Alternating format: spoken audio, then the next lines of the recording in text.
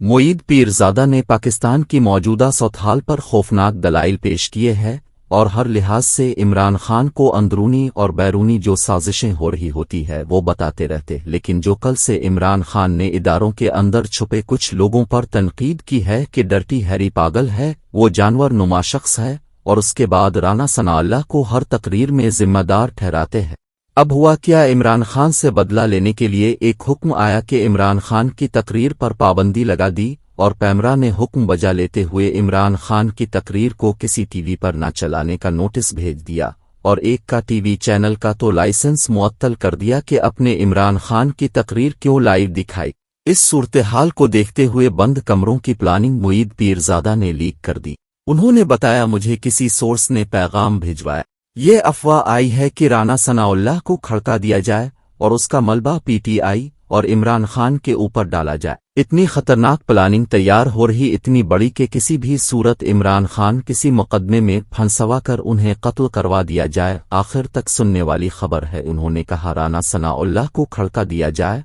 और इसका सारा मलबा इमरान खान पर डाला जाए। वीडियो देखने वाली है। तो ये एक सारी सूरत हाल की सीरीज़ ऑफ डेवलपमेंट्स हैं, ना सिर्फ ये हैं बल्कि कुछ और भी मैं डेवलपमेंट्स आपको बताता हूँ। राना सनाउल्लाह साहब जो है उनका ये कहना है कि मैं जब चाहूँगा इमरान खान को गिरफ़्तार कर लूँगा, और ये तो अदालत के कहने पे पुलिस वहाँ पे आई है। जब मैंने गिरफ़्तार करना होगा, अदालत हुक्म देगी, उनकी कन्विक्शन हो जाएगी, तो हमारे लिए उनको गिरफ़्तार करने का कोई मसला नहीं। मेरे कानों में एक बहुत ही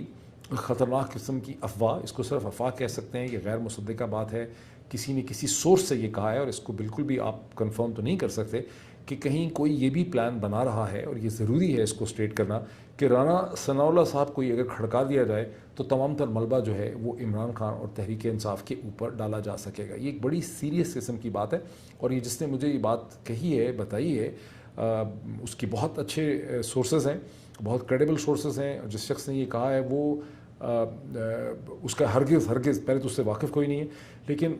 उसका शुमार किसी भी स्ट्रेच ऑफ इमेजिनेशन से उन लोगों में नहीं किया जा सकता जो वाइल्ड स्पेकुलेशंस करते हैं या महज अफवाहें फैलाते हैं या जिनके सोर्सेज क्रेडिबल नहीं होते। So this source is very well connected in Pindi and in Islamabad, and is a very responsible and serious person. और उसकी कम अज़ कम इत्तला ये है कि कहीं ये भी सोचा जा रहा है कि अगर राना सनाउल्लाह को टारगेट किया जाए और खड़का दिया जाए तो मलबा इमरान खान के ऊपर फेंका जा सकता है। ये इस किस्म की सिचुएशन है। ठीक, इमरान खान की मैंने सारे पॉइंट्स आपको बता दिए, अरेस्ट करने की कोशिश होना। अच्छा, एक बड़ी इंटरेस्टिंग चीज़ है कि एक सवाल ये उठता है कि आखिर हल है क्या? क्या सुप्रीम कोर्ट ऑफ पाकिस्तान जिन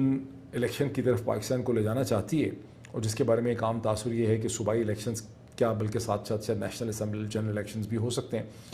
मुझे वहाँ पर भी बहुत परेशानी है कि ख़ुद सुप्रीम कोर्ट पे इस किस्म के ताबड़तोड़ हमले किए जा रहे हैं। सुप्रीम कोर्ट के तशख़्ख़ुस को, उसकी इंटेग्रिटी के ऊपर इतने डाउट्स खड़े किए जा रहे हैं। सुप्रीम कोर्ट के जैसे जो जज साहब हैं एक, और उनको सुप्रीम जुडिशल काउंसिल के सामने घसीटने की इतनी कोशिश की जा रही है PMLN की तरफ से, हुकूमत के एलाइड जो एलाइज हैं उसकी तरफ से इतना टारगेट किया जा रहा है, इतना कंट्रोवर्शियल बनाने की कोशिश की जा रही है कि मुझे बहुत शक है कि बहुत सा अच्छा काम जो सुप्रीम कोर्ट ऑफ पाकिस्तान कर सकती है कर नहीं पाएगी। और आप में से बहुत से लोग ये इसको समझ नहीं सकते, आप सिर्फ ये समझते हैं कि सुप्रीम कोर्ट की या जज साहिबान की ही इसमें कोई बदनीयती इन्वॉल्व है। चीज़ें यहाँ पर इतनी उलझी हुई हैं, और जो कुछ जनरल बाजवा ने पाकिस्तान के साथ, क्योंकि अब ये बात बड़ी एब्जॉर्ब हो चुकी है कि जनरल बाजवा ने पाकिस्तान को, पाकिस्तान की फ़ौज को उन्होंने बेट्रे किया है। शायद आज ज़्यादातर इंटेलिजेंट लोग जो हैं, और मैं समझता हूँ कि पाकिस्तान की अफवाज के भी बहुत ज़्यादा अफसरान जो हैं उनको अब एहसास हो रहा है आहिस्ता आहिस्ता कि जनरल बाजवा ने अपनी फ़ौज को भी बेट्रे किया, पाकिस्तान को भी बेट्रे किया। तो इस शख्सियत का मुझे कहना ये था कि क्योंकि अमेरिका की टोटल डिपेंडेंस जो है वो हिंदुस्तान के ऊपर है, और पाकिस्तान का बेहतर सर्वाइवल जो है वो चीन के रिलेशनशिप में। बल्कि एक कमेंट तो उन्होंने ऐसा किया, उन्होंने कहा, जब बातचीत हुई तो मैंने कुछ पूछा तो उन्होंने कहा कि, मैंने कहा ऐसा क्यों नहीं होता, ऐसा क्यों नहीं होता, तो उनका कहना यह था कि India has got Washington bye it's balls, और वाशिंगटन कुछ भी करने की सूरत हाल में नहीं है, वो टोटली डिपेंडेंट है इंडियन पावर के ऊपर। आज इंडिया जो है वो वाशिंगटन को कंट्रोल कर रहा है, वाशिंगटन इतना मजबूर हो चुका है इस पूरी सूरत हाल में। तो ये वो सारी कॉम्प्लेक्सिटी है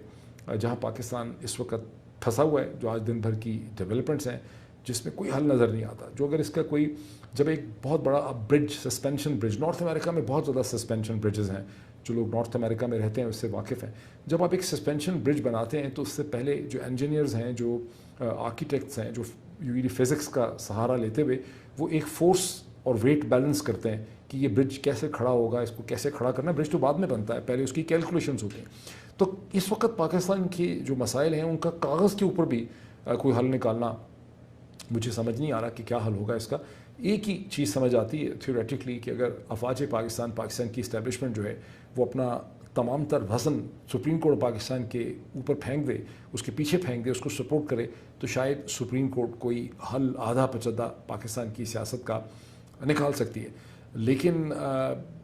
ये भी बहुत बड़ी इफ़ एंड बट है, बिकॉज खुद इस्टेब्लिशमेंट फंसी हुई है, उसके बारे में तमाम शकूक पाए जाते हैं। जिस तरह से इस पर मैं पहले भी एक वीलॉग कर चुका हूँ, इस पर मज़ीद एक वीलॉग बनता है कि जिन कंसिड्रेशंस उन बुनियादों के ऊपर गुज़िश्ता 48 घंटे में नॉमिनेशन हुई है, अपॉइंटमेंट हुई है लेफ्टिनेंट जनरल नज़ीर अहमद भट्ट साहब की एस चेयरमैन नैब, वो बड़े क्वेश्चन रेज कर देती है। क्योंकि मेरिट के पॉइंट ऑफ व्यू से तो वो तो डिविजनल कमांडर रहे हैं, कोर कमांडर रहे हैं, एनडीयू के प्रेसिडेंट रहे हैं, उनके बैकग्राउंड और सीवी में कोई भी ऐसी चीज़ नहीं है कि उनको नैब का चेयरमैन लगाया जाए। नैब का चेयरमैन तो किसी ऐसे शख्स को लगाना चाहिए जिसका वाइट कॉलर क्राइम की बड़ी अंडरस्टैंडिंग हो, जिसके पास क्रिमिनल लॉ या फोरेंसिक्स की या लॉ की बहुत ज़्यादा अंडरस्टैंडिंग हो, बैकग्राउंड उसका हो। जनरल साहब का तो कोई भी इस किस्म का कोई बैकग्राउंड नहीं है, तो मेरिट पे ज़ाहिर है ये अपॉइंटमेंट नहीं हुई है। दूसरी तरफ ये बात समझ आ रही है कि जनरल साहब के नीचे जनरल आसिम मुनीर साहब ने सर्व किया था। जब वो कर्नल थे, आसिम मुनीर साहब उनके नीचे मेजर थे, कंपनी कमांडर थे, वो उनके सीईओ थे। एक और चीज़ समझ आ रही है कि उनके आसिफ अली जरदारी साहब के साथ बड़े क्लोज़ रवाबत रहे हैं जनरल नज़ीर के। फिर ये है कि शरीफ ख़ानदान जो है वो उनको बहुत पसंद करता है, सो मच सो कि 2014 में जब DGISI की अपॉइंटमेंट हो रही थी, जब जनरल राहील शरीफ ने 2 नाम सजेस्ट किए जनरल रिजवान का जो DGI बने, उस वक्त उन्होंने जनरल नदीम अशफाक मरहूम का नाम भी सजेस्ट किया था। तो शरीफ ख़ानदान ने उस वक्त राहील शरीफ साहब के बाद सोर्सेज से मुझे पता चला है जो उनके क्लोज रहे हैं कि उस वक्त जनरल शरीफ ख़ानदान ने, नवाज़ शरीफ साहब ने नाम जनरल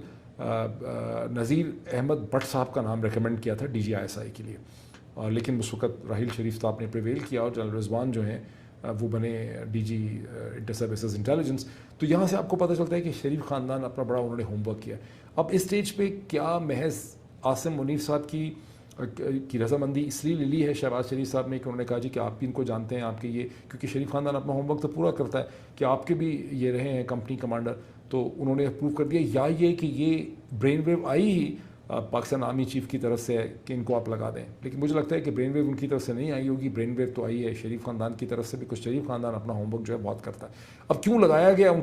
उनको लगाया इसलिए गया है कि आसिफ अली जरदारी और शरीफ ख़ानदान के केसेस को ख़त्म करना है या इमरान खान का ताक़ुब करना है। और आफ्ताब सुल्तान साहब की जो स्पेकुलेशंस थी कि वो रेजिस्ट कर रहे थे इमरान खान के ख़िलाफ़ केसेस को, उसको इसलिए भी तक़वीत मिलती है कि जैसे ही आफ्ताब सुल्तान साहब ने चार्ज छोड़ा तो इमरान खान और उनकी एहलिया जो हैं उनको नैब के नोटिस जो हैं वो सर्व हो गए। तो यहाँ कहीं से भी कोई सिचुएशन कन्फ्यूजिंग है, कोई बेहतरी की तरफ जाते हुए नज़र नहीं आ रही है।